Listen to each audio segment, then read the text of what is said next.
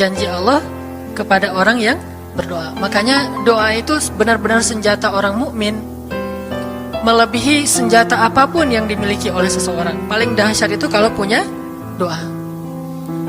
Jadi kalau orang yakin kepada Allah, maka dan keyakinan dia kepada Allah lebih besar daripada keyakinan dia kepada apapun, maka selama dia masih bisa berdoa kepada Allah, dia tenang. Ada masalah dikit, oh Ilahi.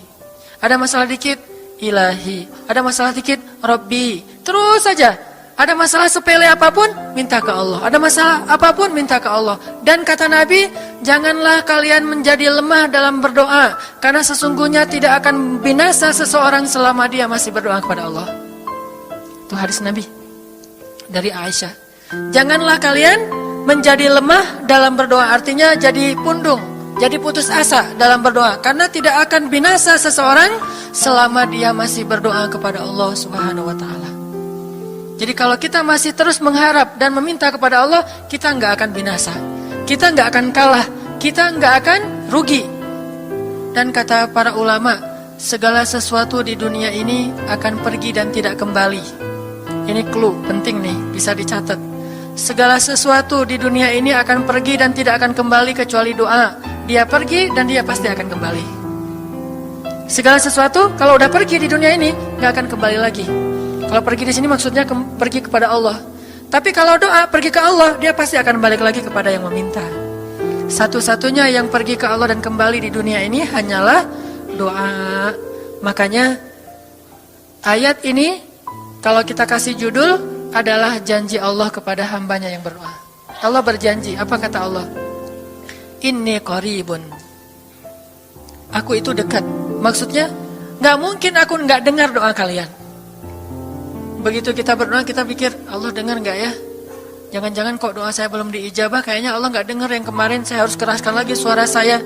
Enggak, inni qarib. Arti inni qarib, aku itu dengar banget apa yang kamu ucapkan. Gak usah diucapkan, di dalam hati aja Allah udah dengar. Siapa yang pernah berdoa di dalam hati terus langsung Allah ijabah? Rasulullah. Coba teman-teman buka awal juz kedua. Ayat surat Al-Baqarah ayat 144. Itu gara-gara Nabi ada harapan di dalam hati tapi gak berani ngomong gitu ke Allah. Cuma dipendam di dalam hati doang. Tapi langsung diijabah oleh Allah. Ayat surat Al-Baqarah ayat 144. Allah berfirman, Qad nara taqalluba wajhika fis samaa فَلَنُوَلِّيَنَّكَ قِبْلَةً تَرْضَاهَا فَوَلِّ وَجْهَكَ شَطْرَ الْمَسْجِدِ الْحَرَامِ وَحَيْثُ مَا كُنْتُمْ فَوَلُّوا وُجُوهَكُمْ شَطْرَهُ وَإِنَّ الَّذِينَ أُوتُوا الْكِتَابَ لَيَعْلَمُونَ أَنَّهُ الْحَقُّ مِنْ رَبِّهِمْ وَمَا اللَّهُ بِغَافِلٍ عَمَّا يَعْمَلُونَ.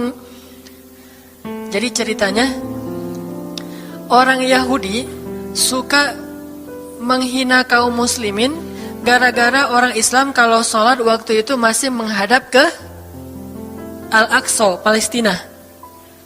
Jadi kata orang Yahudi itu, lihat orang Islam mah fake, suka niru. Kita sholat menghadap Al-Aqsa, mereka sholat menghadap Al-Aqsa. Berarti agama mereka itu adalah agama yang meniru agama kita, nggak original. Sering diperolok-olok, setiap kaum muslimin sholat dihina sama mereka. Akhirnya Nabi ngerasa sedih. Wah, gimana ya caranya? Sehingga setiap sore Nabi berdiri di suatu bukit, kemudian lihat ke langit. Cuman gak ngomong, gini aja ke langit. Membatin, bayangin. Pernah gak teman-teman membatin ke Allah? Ini yang harus kita coba lakukan. Belajar membatin kepada Allah. Itu romantis banget. Jadi duduk sendiri. Allah, ngomong gitu dalam hati. Dan yakinlah ini qarib, Allah tuh dengerin. Jangan pikir saya kayak ngomong sendiri, kayak orang kurang waras. Enggak, Allah itu mendengar. Jadi kita batin aja sama Allah, ngomong dalam hati, ya Allah, saya tuh lagi gini, ada masalah. Ngomong dalam hati kita, please Allah, please, gitu ya.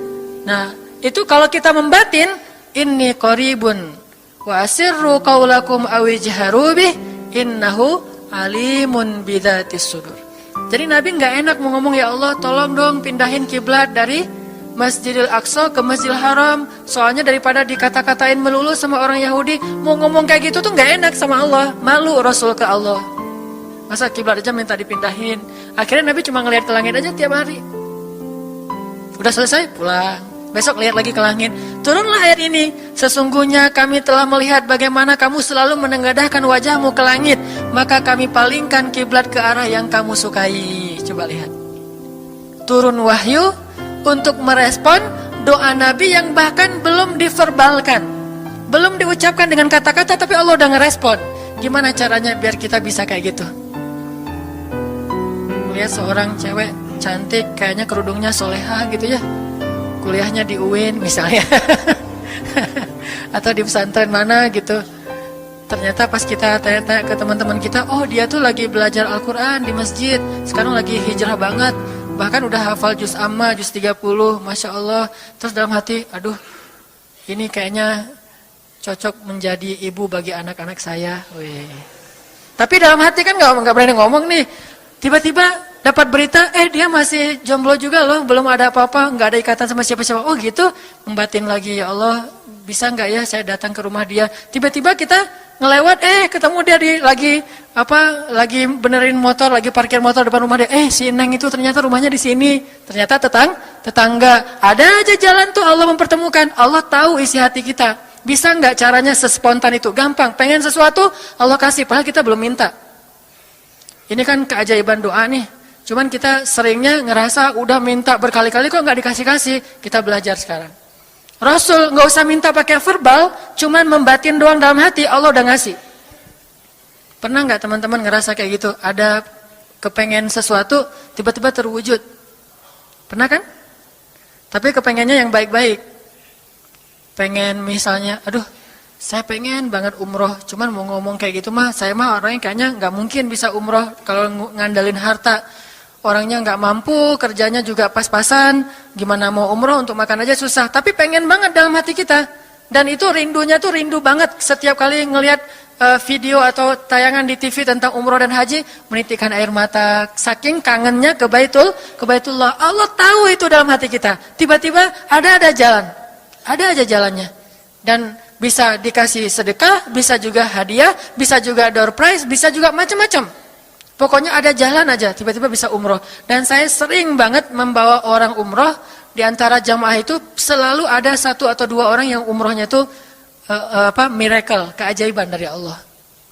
Ketika saya cari tahu alasannya apa, ternyata emang dia dari dulu pengen banget umroh. Cuman gak bisa ngandelin hartanya, Allah kasih jalan yang lain.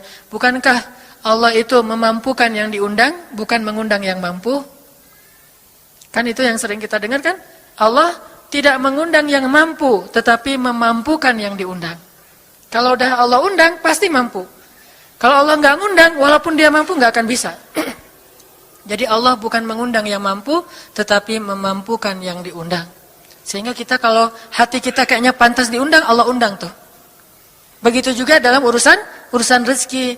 Aduh, saya pengen kerjaan yang kerjaannya itu lebih halal, lebih nyaman, bisa sholat berjamaah tepat waktu, ada waktu juga buat keluarga, bisa juga berdakwah ke teman-teman. Akhirnya membatin kita itu karena kuat banget, Allah wujudkan. Ini artinya